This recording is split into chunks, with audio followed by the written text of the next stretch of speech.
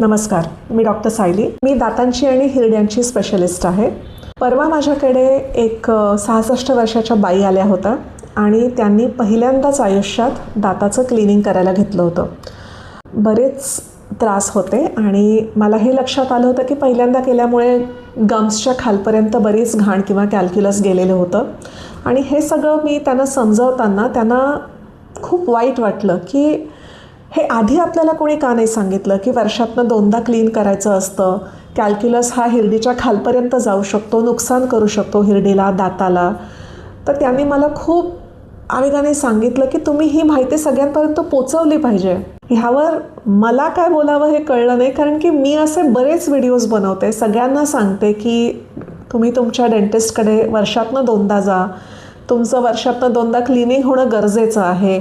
नुसतंच वरचं नाही तर हिरडीच्या खालचंही क्लिनिंग तितकंच महत्त्वाचं असतं.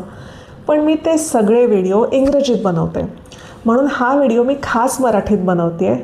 तुमच्या ओळखीतल्या कोणाला जर ह्या व्हिडिओची गरज पडेल असं वाटतंय तर प्लीज त्यांच्याबरोबर शेअर करा आणि ही माहिती सगळ्यांपर्यंत पोचवू द्या. धन्यवाद.